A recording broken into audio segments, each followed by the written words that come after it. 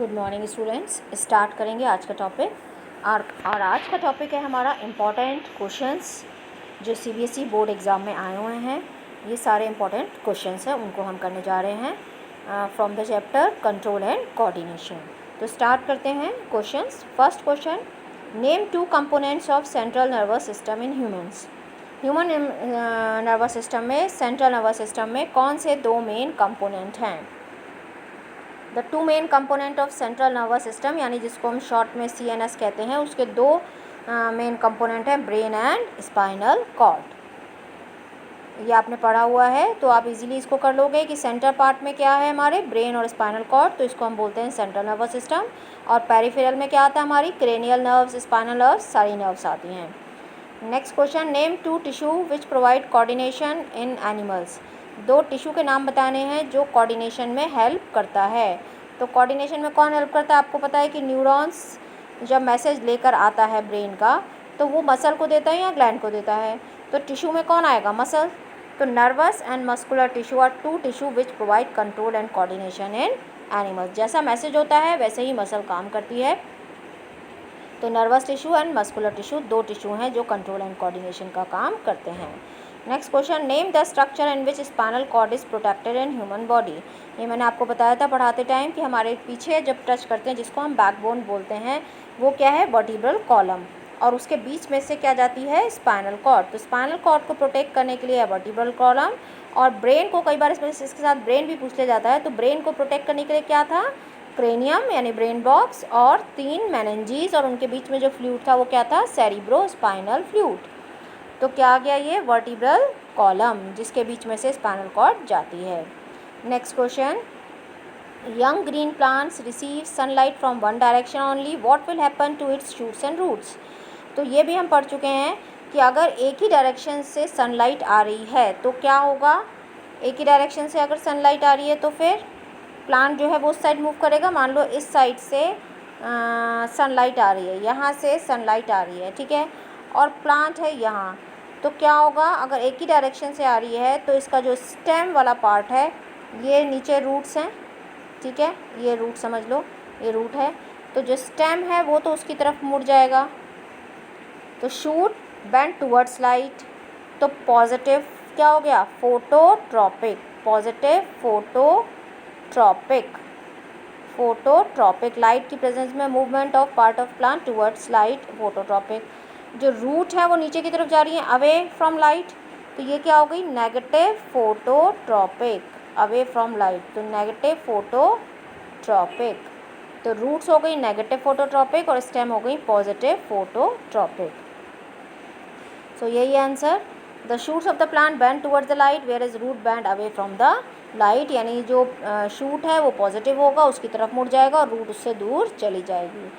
Name the plant hormone responsible for the following. इनमें से plant hormone बताने हैं जो इसके लिए रिस्पॉन्सिबल है। किस किस के लिए?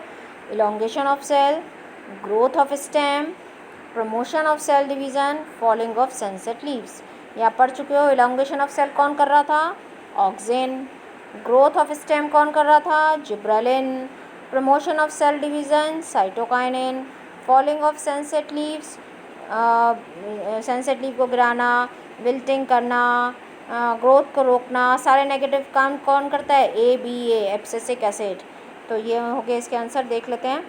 Auxin, gibberellin, growth of stem, cytokinin, cell division, falling of sunset leaf, abscisic acid. तो इसको हम एब्सिसिक एसिड शॉर्ट में ABA भी बोलते हैं, ABA। ये सारे नेगेटिव काम करता है, ठीक है। Next question, name the hormone which regulate sugar level in our body, also name the part of the gland it is secreted from. हमें बताना है कौन सा हार्मोन ऐसा है जो शुगर लेवल यानी डायबिटीज़ को कंट्रोल करता है, और वो कौन सी ग्लैंड उसको सिक्रीट करती है। तो शुगर को कंट्रोल करने के लिए है इंसुलिन, और कौन सिक्रीट करता है उसको? पेनक्रियास। ये मैंने बताया था। पेनक्रियास ऐसी ग्लैंड है जो दोनों की तरह बिहेव करती है, एक्सो और एंडो।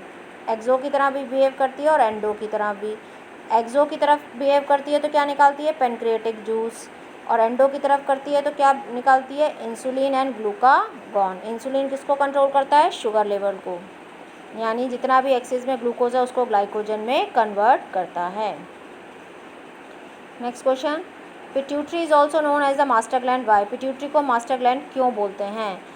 आपको पढ़ाते टाइम मैंने ये बताया था, पिट्यूटरी ग्लैंड को हम मास्टर ग्लैंड बोलते हैं क्योंकि ये सारी जितनी भी एंडोक्राइन ग्लैंड्स हैं उनको सबको कंट्रोल करता है। अगर जब तक ये अपना मैसेज नहीं भेजेगा, सारी एंडोक्राइन ग्लैंड्स अपना सिक्रीशन सिक्रीट नहीं करेंगी।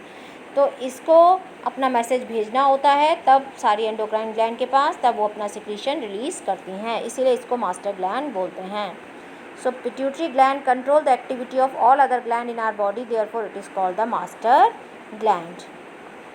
Next question, name the main thinking part of the human brain, list any two major functions other than thinking. तो हमें बताना है कि थिंकिंग पार्ट ब्रेन का कौन सा है और दो फंक्शन बताने हैं अदर देन थिंकिंग। तो मेन थिंकिंग पार्ट हमारा जो है वो सेरिब्रम यानी फोर ब्रेन का पार्ट, जो लार्जेस्ट पार्ट है ब्रेन का, cerebrum. Cerebrum is the largest part of brain, ये मेन थिंकिंग पार्ट होता है ह्यूमन ब्रेन का। अदर फंक्शन क्या है? वॉलेंट्री, हमारा ये वॉलेंट्री पार्ट को कंट्रोल करता है, भूख प्यास लगना, मेमोरी स्टोर करना, ये सब काम ये करता है। तो movement of voluntary muscles, sensation of hunger, हमको कब भूख प्यास लग रही है उसके लिए इसमें क्या प्रेजेंट होता है? यहाँ पर जो है वो हाइपोथैलेमस होता है जो हमको ये सब बताता है, स्टोरिंग इन्फॉर्मेशन।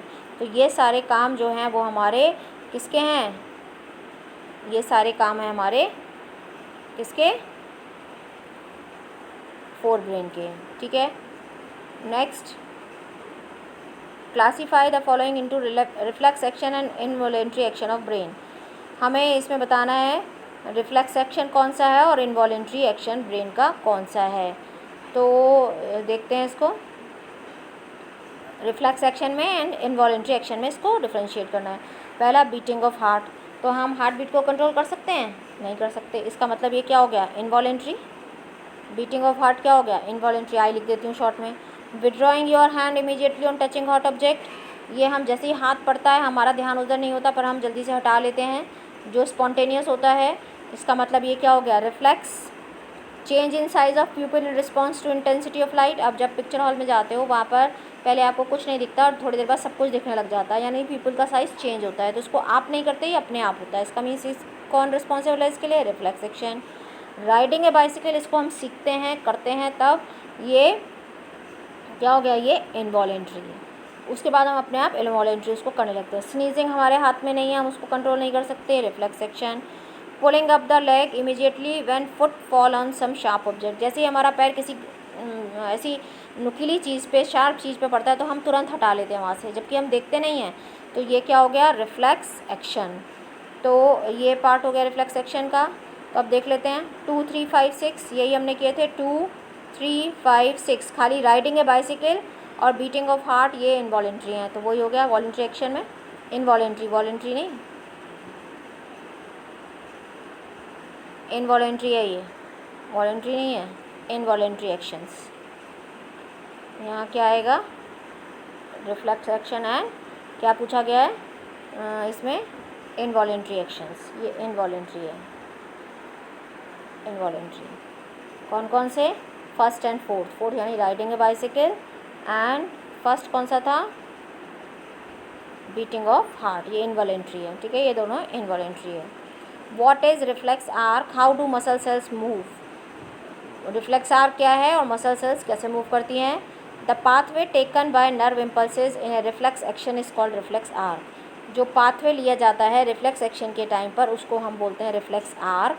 ये मैंने आपको पढ़ाते टाइम बताया था कि जो सेंसरी ऑर्गन है, सेंसरी ऑर्गन में प्रेजेंट होते हैं रिसेप्टर, वो रिसीव करते हैं सेंसेशन यानी स्टिमुली, वहाँ से सेंसरी न्यूरॉन लेके जाता है स्पाइनल कॉर्ड के पास, स्पाइनल कॉर्ड के बीच में वहाँ प्रेजेंट होता है रिले न्यूरॉन, रिले न्यूरॉन इसको ट्रांसमिट करता है मोटर न्यूरॉन के पास, मोटर न्यूरॉन से मसल्स और ग्लैंड के पास आता है।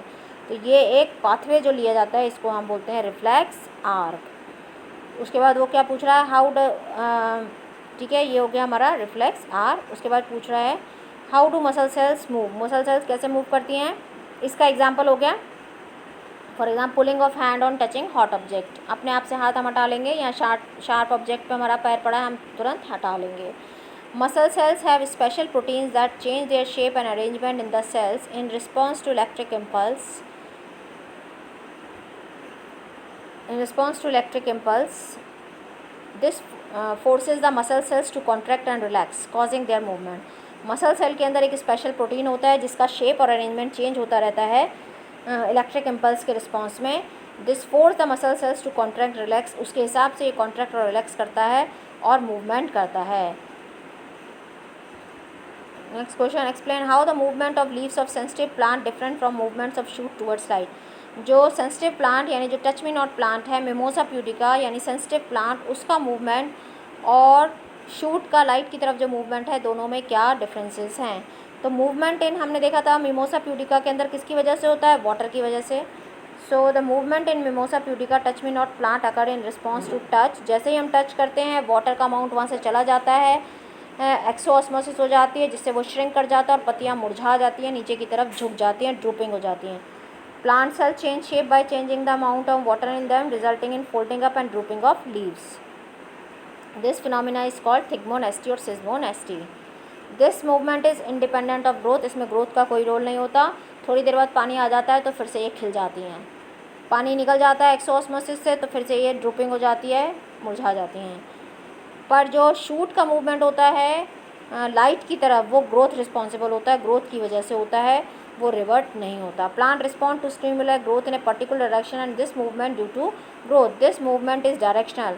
Movement of shoot towards light is indicates the growth related movement. ठीक है, movement of shoot toward light indicate phototropism, इसको हम फोटोट्रॉपिज्म कहते हैं. और movement occur in response to light, और ये ग्रोथ रिलेटेड मूवमेंट है जिसको हम रिवर्स नहीं कर सकते.